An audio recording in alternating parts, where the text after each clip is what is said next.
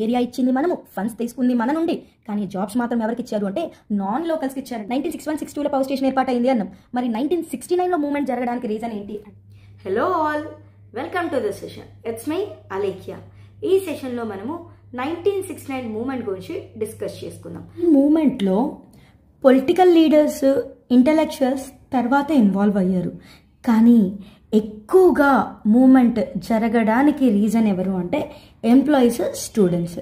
So employees అన్నప్పుడు jobs నుండి తీసేశారు అండ్ ఎక్కువగా ఆంధ్ర వాళ్ళకి జాబ్స్ ఇచ్చారు అని చెప్పాం. ప్రమోషన్స్ విషయంలో అన్యాయం జరిగిందన్నాం.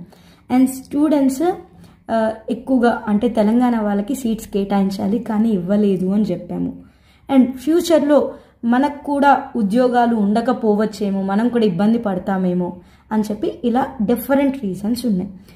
అండ్ ఎంప్లాయీస్ మరియు స్టూడెంట్స్ ఇద్దరిని కంబైన్ చేస్తూ తెలంగాణ రీజనల్ కౌన్సిల్ని ఫోకస్ చేస్తూ ఉద్యమం ఎలా ముందుకెళ్ళింది అనేది చూద్దామండి. అండ్ ఈ ఒక్క పాయింట్ మొత్తం 1969 మూమెంట్ ఎండింగ్ వరకు లింక్ అయి ఉంటుంది కాబట్టి క్లియర్గా చూడండి. According to gentlemen's agreement, Telangana regional కౌన్సిల్ని 1956లో ఏర్పాటు చేయాలి. కానీ తెలంగాణ రీజనల్ కౌన్సిల్ని 1958లో ఏర్పాటు చేశారు.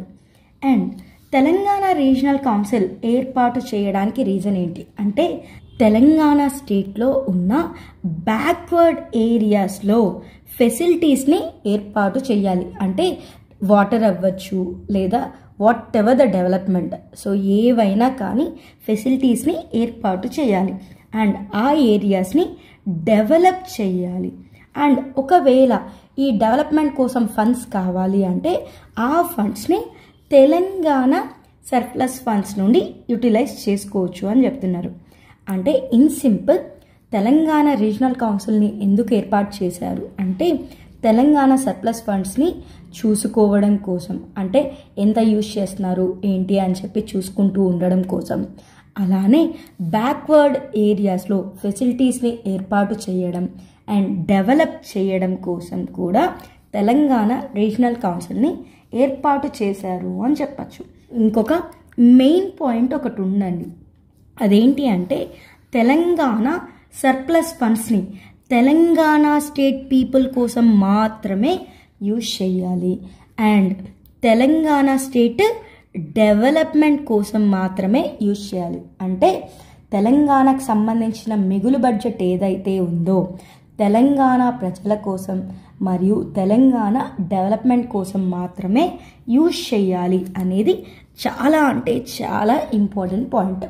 ఎందుకు ఇది ఇంపార్టెంట్ పాయింట్ అంటున్నాను అంటే నెక్స్ట్ మనం ఏదైతే తెలంగాణ రావాలి అని చెప్పి 1969 మూమెంట్ డిస్కస్ చేస్తున్నాం కదా, సో ఆ 1969 మూమెంట్ ముందుకెళ్ళడానికి one of the major reason Telangana surplus funds.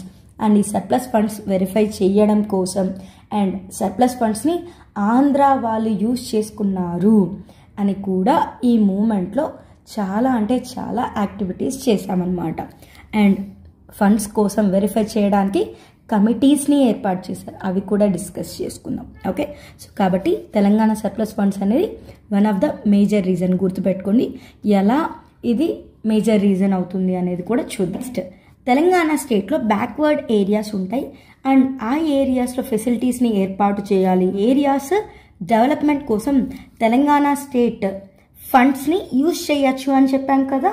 So ఈ తెలంగాణ రీజనల్ కౌన్సిల్ ఏం చేసింది అంటే సో తెలంగాణ స్టేట్కి సంబంధించిన మిగులు బడ్జెట్ అంటే సర్ప్లస్ ఫండ్స్ని సేవ్ చేశారు. అంటే మంచిగా 1958లో ఏర్పాటైంది కదా, అప్పటి నుండి కూడా ఈ అమౌంట్ని సేవ్ చేసి ఉంచారనమాట. ఎప్పటి వరకు అంటే సమ్ అరౌండ్ 1961-62 వరకు సేవ్ చేసి ఉంచారు. అండ్ ఈ 1961-62లో ఏం చేశారు అంటే ఒక ఎలక్ట్రిసిటీ ప్లాంట్ని మన ముందుకు తీసుకొచ్చారు. ఎలక్ట్రిసిటీ ప్లాంట్ని మన ముందుకు తెచ్చారు. అంటే తెలంగాణ సర్ప్లస్ ఫండ్స్ని యూటిలైజ్ చేసుకొని 1961-62లో ఎలక్ట్రిసిటీ ప్లాంట్ని ఏర్పాటు చేశారు అని చెప్పచ్చు. ఆ ఏర్పాటు చేసిందే మన కొత్తగూడెం థర్మల్ పవర్ స్టేషన్. గుర్తుపెట్టుకోండి మా. సో 1961-62లో కొత్తగూడెం థర్మల్ పవర్ స్టేషన్ని ఏర్పాటు చేశారు. అండ్ ఈ పవర్ స్టేషన్ ఎక్కడ ఏర్పాటైంది అంటే పాల్వంచ. ఇది కూడా క్వశ్చన్గా అడిగారు నాన్న. ఎక్కడ ఏర్పాటు చేశారు? పాల్వంచలో. సో ఎక్కడ? పాల్వంచ అనేది కొత్తగూడెంలో ఉంది. గుర్తుపెట్టుకోండి, ఇది కూడా అడుగుతూ వచ్చారు. అండ్ ఈ పవర్ స్టేషన్ ఏర్పాటు చేయడం కోసం ఏరియా కావాలి అన్నారు. అంటే స్థలం కావాలి కదా. సో ఆ ఏరియా ఏమో ఎవరిచ్చారు అంటే తెలంగాణ స్టేట్ ప్రజలు, అంటే తెలంగాణ స్టేట్ పీపుల్ ఇచ్చారు. ఏది? ఏరియా. అండ్ ఫండ్స్ కావాలి అన్నారు. డబ్బులు అయితే కావాలి కదా, మరి ఇంత పెద్ద పవర్ స్టేషన్ ఏర్పాటు చేసామంటే.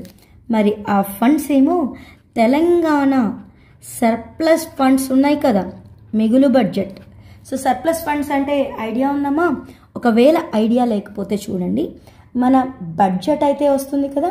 సో బడ్జెట్లో ఎంత ఎక్స్పెన్సెస్ ఉన్నాయి, ఎంత ఇన్కమ్ ఉంది అనేది అయితే మొత్తం డీటెయిల్డ్గా ఉంటుంది.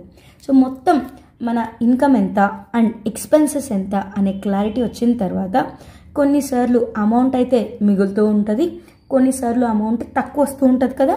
సో ఒకవేళ అమౌంట్ ఎక్కువ ఉందనుకోండి, అంటే బడ్జెట్లో మన ఎక్స్పెన్సెస్ అన్నీ పోయిన తర్వాత కూడా అమౌంట్ కానీ మిగిలి ఉంటే దాన్ని మనము సర్ప్లస్ ఫండ్స్ అంటాం.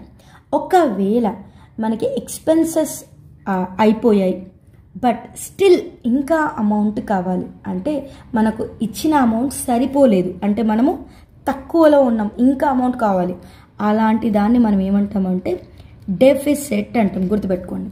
సో ఇక్కడ మనం ఏమంటున్నాం? Telangana surplus funds. సో ఈ ఫండ్స్ ద్వారా అమౌంట్ అనేది మనము కొత్తగూడెం థర్మల్ పవర్ స్టేషన్కి యూటిలైజ్ చేసుకున్నామని చెప్పచ్చు. సో ఇక్కడ ఏం చెప్పచ్చు అంటే తెలంగాణ రీజనల్ కౌన్సిల్ 1958లో ఏర్పాటైంది అండ్ 1961-62లో ఎలక్ట్రిసిటీ ప్లాన్ని ఏర్పాటు చేశారు. ఆ ప్లాంటే కొత్తగూడెం థర్మల్ పవర్ స్టేషన్. ఈ పవర్ స్టేషన్ ఎక్కడ ఏర్పాటు చేశారు అంటే పాల్వంచ. ఎక్కడుంది? కొత్తగూడెంలో ఉంది.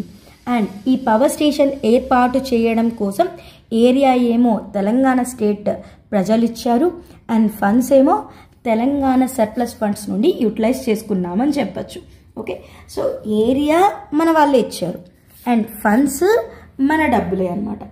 కానీ కొత్తగూడెం థర్మల్ పవర్ స్టేషన్లో జాబ్స్ అయితే రిక్రూట్మెంట్ జరుగుతుంది కదా, అంటే ఉద్యోగాలు ఇస్తారు కదా, ఆ జాబ్స్ మాత్రం నాన్ లోకల్స్కి ఇచ్చారు. ఏరియా ఇచ్చింది మనము, ఫండ్స్ తీసుకుంది మన నుండి, కానీ జాబ్స్ మాత్రం ఎవరికి ఇచ్చారు అంటే నాన్ లోకల్స్కి ఇచ్చారండి. అందుకోసమే ఎంప్లాయీస్ ఉద్యమ బాట పట్టారు అని చెప్పచ్చు. అంటే ఎంప్లాయీస్ ఏం చేశారు? మూమెంట్ని స్టార్ట్ చేశారు. ఈ మూమెంట్ జరిగింది 1969. ఎందుకు ఇక్కడ 1961-62లో పవర్ స్టేషన్ ఏర్పాటు అయింది అన్నాం, మరి 1969లో మూమెంట్ జరగడానికి అంటే 1968లో ఒక ఇన్సిడెంట్ జరుగుతుందండి. ఆ ఇన్సిడెంట్ వల్లనే ఈ మూమెంట్ స్టార్ట్ అవుతుంది. ఓకే, అండ్ ఇంకొకటి గుర్తుపెట్టుకోండి, ఇది కూడా అడిగే ఛాన్స్ ఉంటుంది. కొత్తగూడెం థర్మల్ పవర్ స్టేషన్కి వాటర్ ఇచ్చే ప్రాజెక్ట్, సో నీళ్ళు వచ్చే ప్రాజెక్ట్ ఉంటుంది కదా, సో ఆ ప్రాజెక్ట్ పేరు వచ్చేసి కిన్నెరసాని ప్రాజెక్ట్. కిన్నెరసాని ప్రాజెక్ట్ గుర్తుపెట్టుకోండి మా. కొత్తగూడెం థర్మల్ పవర్ స్టేషన్కి వాటర్ ఇచ్చే ప్రాజెక్ట్ ఏది అంటే కిన్నెరసాని ప్రాజెక్ట్. ఈ కిన్నెరసాని ప్రాజెక్ట్ అనేది గోదావరి నది ఉంది కదా, సో ఆ గోదావరికి ఉపనది అండి. ఓకేనా, సో గుర్తుపెట్టుకోండి, అది కూడా అడిగే స్కోప్ అయితే ఉంటుందన్నమాట. నెక్స్ట్, సో ఏర్పాటు అయ్యింది అండ్ స్లోగా ఈ పవర్ స్టేషన్ అయితే డెవలప్ అయింది. కానీ 1968లో ఒక ఇష్యూ అయితే జరుగుతుందన్నాం కదా, ఆ ఇష్యూ ఏంటి అంటే 1968లో ఎంప్లాయ్మెంట్ రిక్రూట్మెంట్ జరిగిందండి. రిక్రూట్మెంట్ అంటే తెలుసు కదా, ఉద్యోగాలలోకి తీసుకోవడం, జాబ్స్లోకి తీసుకునే విషయాన్ని మనం ఏమంటాం? రిక్రూట్మెంట్ అంటే. 1968లో రిక్రూట్మెంట్ జరిగిందన్నాం కదా, అండ్ ఈ రిక్రూట్మెంట్లో దాదాపు 1400 పీపుల్ రిక్రూట్ అయ్యారు. అంటే అరౌండ్ 1400 పీపుల్కి జాబ్స్ వచ్చాయి అని చెప్పచ్చు. మరి ఇక్కడ ప్రాబ్లం ఏంటి అంటే ఈ 1400 పీపుల్లో జస్ట్ ఒక 200 పీపుల్ మాత్రమే తెలంగాణ స్టేట్కి చెందేవాళ్ళు, అండ్ మిగిలిన 1200 కూడా ఆంధ్ర పీపుల్, అంటే ఆంధ్ర వాళ్ళకి ఉద్యోగాలు ఇచ్చారు అని చెప్పచ్చు. అందుకే అన్నాము కొత్తగూడెం థర్మల్ పవర్ స్టేషన్కి ఏరియా ఏమో తెలంగాణ ప్రజలు ఇచ్చారు, ఫండ్స్ ఏమో తెలంగాణ స్టేట్ సర్ప్లస్ ఫండ్స్ నుండి యూజ్ చేసుకున్నాం, కానీ ఉద్యోగాలు మాత్రం ఆంధ్ర వాళ్ళకి ఇచ్చారు అని చెప్పచ్చు. అందుకోసమే ఈ ఉద్యమాన్ని మన ఎంప్లాయీస్ స్టార్ట్ చేశారు. అండ్ ఈ ఉద్యమమే స్లోగా 1969 మూమెంట్గా మారింది అని చెప్పచ్చు. మరి ఉద్యోగాలు ఎక్కువగా ఆంధ్ర వాళ్ళకి ఇచ్చారు అన్నాం.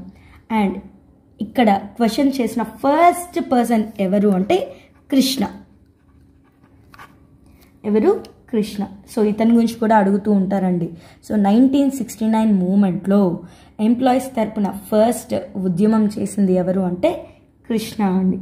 సో ఇక్కడ ఏం జరిగింది అంటే ఆంధ్ర వాళ్ళకి ఎక్కువగా జాబ్స్ ఇచ్చారు అని చెప్పి ప్రొటెస్ట్ అయితే స్టార్ట్ చేశారు.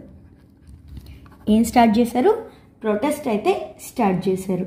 అండ్ ఆ ప్రొటెస్ట్ అనేది ఎప్పుడు స్టార్ట్ అయింది అంటే 10th జూలై 1968. 10th జూలై 1968 ఏం జరిగింది? ఎంప్లాయీస్ ఒక ప్రొటెస్ట్ అయితే స్టార్ట్ చేశారు. So in simple we can say that on 10th July 1968 employees organized a protest. ఎందుకోసం? జాబ్స్ కోసం. తెలంగాణ సేఫ్ గార్డ్స్ డే అంటే తెలంగాణ పరిరక్షణ దినం. ఇప్పుడు 10th జూలై గుర్తుపెట్టుకోండి. So the first reason for employees to start the movement ఏంటి అంటే కొత్తగూడెం థర్మల్ పవర్ స్టేషన్లో రిక్రూట్మెంట్ అయితే జరిగింది. అండ్ ఆ రిక్రూట్మెంట్లో ఉద్యోగాలు ఏవైతే ఇచ్చారో అంటే దగ్గర 1400 జాబ్స్ వచ్చుంటే 1200 జాబ్స్ ఆంధ్ర వాళ్ళకే ఇచ్చారనమాట. అందుకోసమే మనము ప్రొటెస్ట్ అయితే చేసాము. సో ఈ ప్రొటెస్ట్ని మనము ఫస్ట్ రీజన్గా కన్సిడర్ చేయొచ్చు.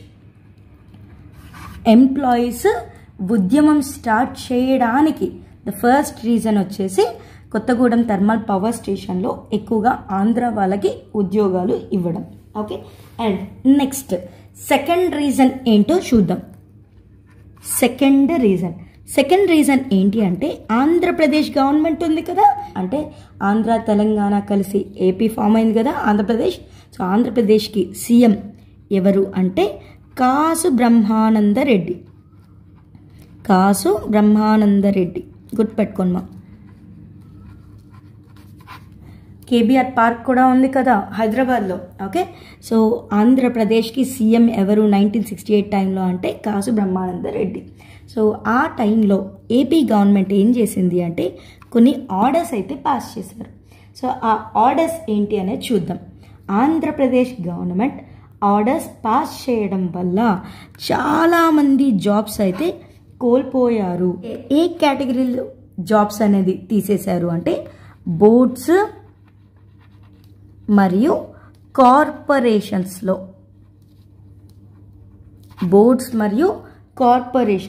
అంటే ఎలాంటివి అంటే for suppose Andhra Pradesh state RTC. So present అయితే టీఎస్ఆర్టీసీ ఉంది, కానీ మనం ఏపీ టైంలో మాట్లాడతాం కాబట్టి ఏపీఎస్ఆర్టీసీ.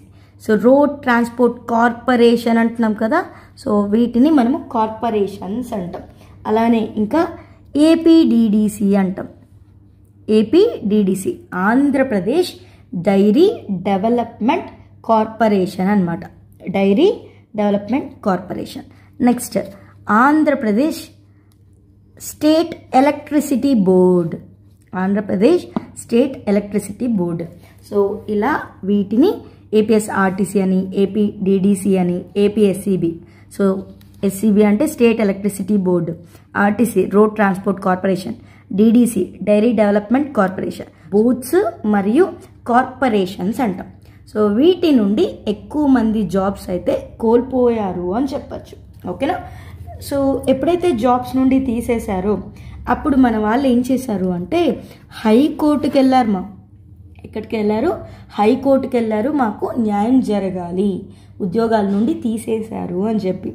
అందులో భాగంగా మరి హైకోర్టుకి వెళ్తే జడ్జిమెంట్ ఇస్తారు కదా. సో ఆ జడ్జిమెంట్ ఎప్పుడు వచ్చింది అంటే 3rd January 1969. ఇది కూడా క్వశ్చన్గా అడుగుతూ ఉంటారు. కొత్తగూడెం థర్మల్ పవర్ స్టేషన్ది ఒక ఇష్యూ జరిగింది అండ్ బోర్డ్స్ మరియు కార్పొరేషన్స్లో జాబ్స్ నుండి తీసేశారు. అందుకోసం మనం ఏం చేసాం? హైకోర్టుకి వెళ్ళాం. హైకోర్టుకి వెళ్ళినప్పుడు హైకోర్టులో ఒక జడ్జిమెంట్ వచ్చింది. ఓకే, సో ఆ జడ్జిమెంట్ ఏంటి అండ్ అప్పటి జడ్జి గురించి మనం చూడాలన్నమాట. సో ఈ హైకోర్టులో జడ్జ్ ఎవరు అంటే జస్టిస్ కుప్పుస్వామి, గుర్తుపెట్టుకోండి. 3rd January 1969 హైకోర్టు జడ్జిమెంట్ వచ్చింది అండ్ అప్పటి జడ్జ్ ఎవరు అంటే కుప్పుస్వామి. సో ఇక్కడ జడ్జిమెంట్ ఏమొచ్చింది అంటే గవర్నమెంట్ ఇన్స్టిట్యూషన్స్ రూల్స్ అనేది బోర్డ్స్ కార్పొరేషన్స్కి వర్తించవు అంటున్నారు. అంటే గవర్నమెంట్ సంబంధించిన రూల్స్ ఉంటాయి కదా, లైక్ స్కూల్స్, ఇలాంటి స్కూల్స్ అవ్వచ్చు, కాలేజ్ అవ్వచ్చు, లేదా గవర్నమెంట్ జాబ్స్ అవ్వచ్చు. సో వీటికి సంబంధించి ఏవైతే రూల్స్ ఉన్నాయో అవి బోర్డ్స్ కార్పొరేషన్స్కి వర్తించవు అని జడ్జిమెంట్ ఇచ్చారు. దీని అర్థం ఏంటి అంటే బోర్డ్స్ మరియు కార్పొరేషన్స్ జాబ్స్ విషయంలో డెసిషన్ గవర్నమెంట్దే. సో ఇందులో మనము ఇన్వాల్వ్ అవ్వలేము అని చెప్పారు. అంటే ఫైనల్ డెసిషన్ ఎవరిదన్నారు? గవర్నమెంట్ది అన్నారు. అంటే ఇన్ సింపుల్ ఆ జడ్జిమెంట్ అనేది గవర్నమెంట్కి ఫేవరబుల్గా ఇచ్చారు అని చెప్పచ్చు. అందుకోసమే ఈ మూమెంట్ అనేది వయలెంట్గా మారింది. అంటే నార్మల్గా మా ఉద్యోగాలు పోతున్నాయి, మా ఉద్యోగాలు ఎక్కువగా ఆంధ్ర వాళ్ళకి ఇస్తున్నారు, సో మా రీజియన్లో అంటే మా ప్రాంతంలో మాకు ఉద్యోగాలు ఉండాలి, లేకుంటే మేము ఎక్కడికి వెళ్తాము అని నార్మల్గా స్టార్ట్ అయిన ఒక ప్రొటెస్ట్ ఒక పెద్ద ఉద్యమంగా మారింది. ఎందుకంటే ఎక్కడ ఫేవర్ అనేది జరగట్లేదు అండ్ సపోర్ట్ ఉండట్లేదు. సరే కోర్టుకు వెళ్దామా అంటే కోర్టులో కూడా జడ్జిమెంట్స్ అనేది మనకి సపోర్టింగ్గా ఉండట్లేదు. అందుకోసమే మన వాళ్ళు చాలా అంటే చాలా పెద్ద ఎత్తున ఉద్యమం చేశారు. We can say that the movement turned violent.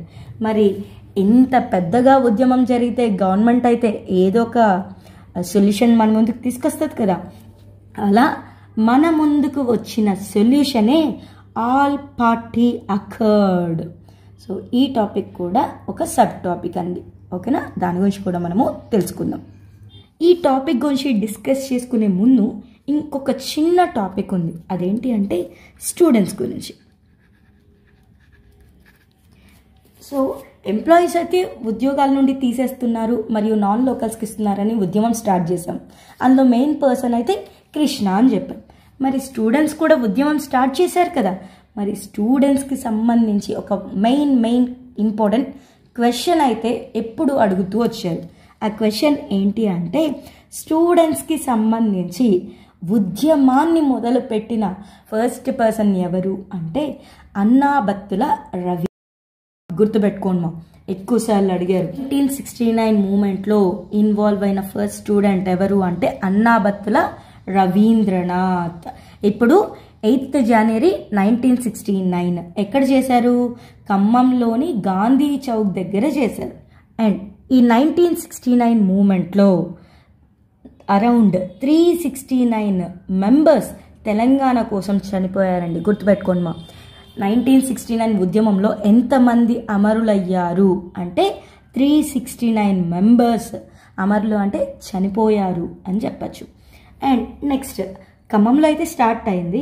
So ఈ ప్రొటెస్ట్ అనేది ఖమ్మంతో పాటు వరంగల్లో కూడా మొదలయ్యింది.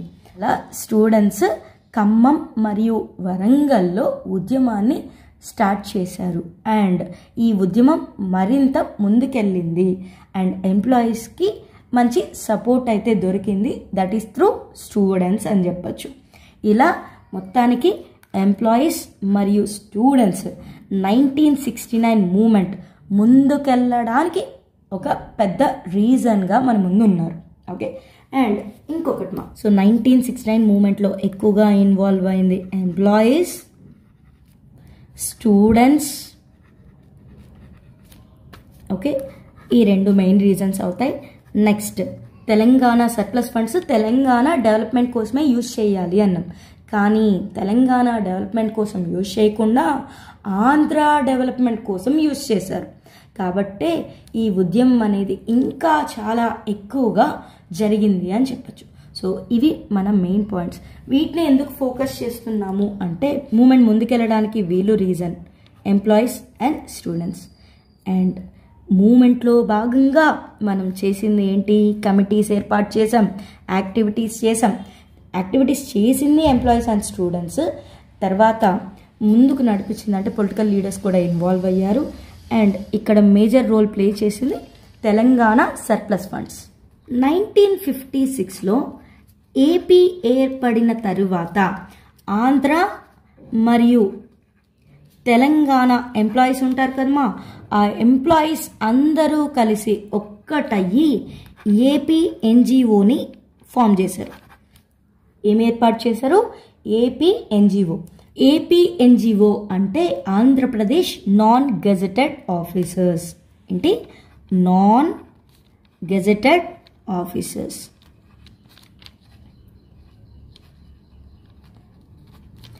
ఏపీ ఎన్జిఓ అంటే ఆంధ్రప్రదేశ్ నాన్ గెజెటెడ్ ఆఫీసర్స్. కానీ ఏపీ ఎన్జిఓ ఆంధ్ర వాళ్ళ కోసం మాత్రమే వర్క్ చేసింది. అంటే తెలంగాణ వాళ్ళ ఫీలింగ్స్ని కానీ తెలంగాణ వాళ్ళ కోసం వర్క్ చేయడం కానీ జరగలేదు. ప్రియారిటీస్ ఎప్పుడూ కూడా ఆంధ్ర వాళ్ళకే ఉండేటివి అనమాట. కాబట్టే 1969లో ఏపీ ఎన్జిఓ నుండి సెపరేట్ అయ్యి టీఎన్జిఓ అనేది ఏర్పాటు చేశారు. అంటే తెలంగాణ నాన్ గెజెటెడ్ ఆఫీసర్స్ని ఏర్పాటు చేశారు అని చెప్పచ్చు. ఈ సెషన్ ద్వారా అయితే కొంచెం ఇన్ఫర్మేషన్ గ్యాదర్ చేసుకున్నాం కదా. సో నెక్స్ట్ సెషన్లో ఈ టాపిక్ని కంటిన్యూ చేద్దాం అండ్ మరింత ఇన్ఫర్మేషన్ని గ్యాదర్ చేసుకొని ఈ టాపిక్ గురించి ఇంకొంచెం క్లారిటీగా తెలుసుకుందాం. Thank you.